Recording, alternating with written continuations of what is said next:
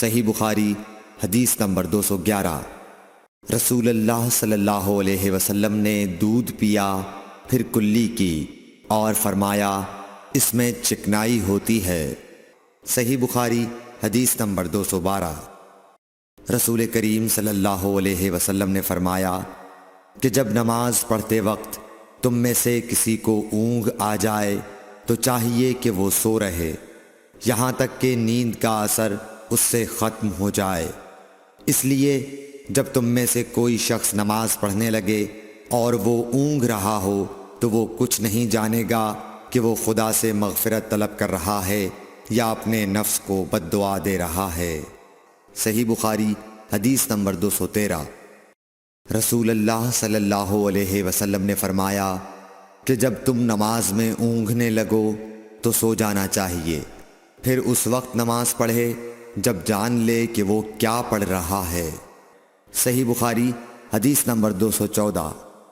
حضرت انس روایت کرتے ہیں کہ رسول کریم صلی اللہ علیہ وسلم ہر نماز کے لیے نیا وضو فرمایا کرتے تھے۔ میں نے کہا تم لوگ کس طرح کرتے تھے؟ کہنے لگے ہم میں سے ہر ایک کو اس کا وضو اس وقت تک کافی ہوتا جب تک کوئی وضو توڑنے والی چیز پیش نہ آ جاتی، یعنی پیشاب، پخانہ یا نیند وغیرہ۔ صحیح بخاری حدیث نمبر 215۔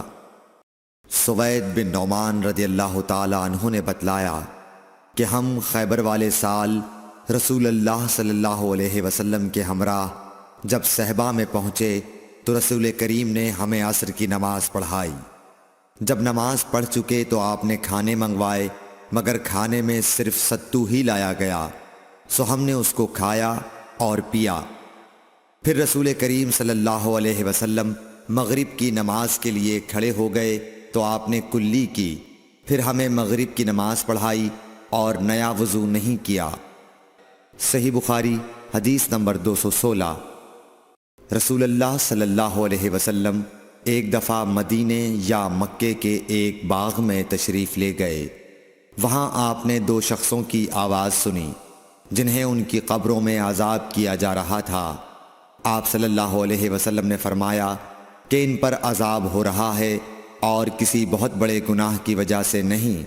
پھر آپ صلی اللہ علیہ وسلم نے فرمایا بات یہ ہے کہ ایک شخص ان میں سے پیشاب کے چھینٹوں سے بچنے کا اہتمام نہیں کرتا تھا اور دوسرا شخص چغل خوری کیا کرتا تھا۔ پھر آپ صلی اللہ علیہ وسلم نے کھجور کی ایک ڈالی منگوائی اور اس کو توڑ کر دو ٹکڑے کیا اور ان میں سے ایک ایک ٹکڑا ہر ایک کی قبر پر رکھ دیا۔ لوگوں نے آپ صلی اللہ علیہ وسلم سے پوچھا کہ یا رسول اللہ یہ آپ نے کیوں کیا؟ آپ نے فرمایا اس لیے کہ جب تک یہ ڈالیاں خشک نہ ہوں شاید اس وقت تک ان پر عذاب کم ہو جائے۔ صحیح بخاری حدیث نمبر 217۔ انس بن مالک رضی اللہ تعالی عنہ روایت کرتے ہیں کہ رسول کریم صلی اللہ علیہ وسلم جب رفع حاجت کے لیے باہر تشریف لے جاتے تو میں آپ کے پاس پانی لاتا، آپ اس سے استنجا فرماتے۔ صحیح بخاری حدیث نمبر 218۔ ایک مرتبہ رسول اللہ صلی اللہ علیہ وسلم دو قبروں پر گزرے تو آپ نے فرمایا کہ ان دونوں قبر والوں کو عذاب دیا جا رہا ہے اور کسی بڑے گناہ پر نہیں۔ ایک تو ان میں سے پیشاب سے احتیاط نہیں کرتا تھا اور دوسرا چغل خوری کیا کرتا تھا۔ پھر آپ صلی اللہ علیہ وسلم نے ایک ہری ٹہنی لے کر بیچ سے اس کے دو ٹکڑے کیے اور ہر ایک قبر پر ایک ٹکڑا گاڑ دیا۔ لوگوں نے پوچھا کہ یا رسول اللہ آپ نے ایسا کیوں کیا؟ آپ نے فرمایا شاید جب تک یہ ٹہنیاں خشک نہ ہوں ان پر عذاب میں کچھ تخفیف رہے۔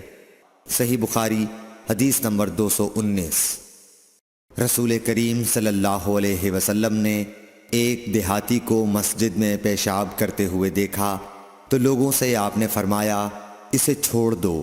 جب وہ فارغ ہو گیا تو پانی منگوا کر آپ نے اس جگہ بہا دیا۔ صحیح بخاری حدیث نمبر 220۔ حضرت ابو ہریرہ رضی اللہ تعالی عنہ نے فرمایا کہ ایک اعرابی کھڑے ہو کر مسجد میں پیشاب کرنے لگا تو لوگ اس پر جھپٹنے لگے۔ یہ دیکھ کر رسول کریم صلی اللہ علیہ وسلم نے لوگوں سے فرمایا کہ اسے چھوڑ دو، اور اس کے پیشاب پر پانی کا بھرا ہوا ڈول یا کچھ کم بھرا ہوا ڈول بہا دو، کیونکہ تم نرمی کے لیے بھیجے گئے ہو، سختی کے لیے نہیں۔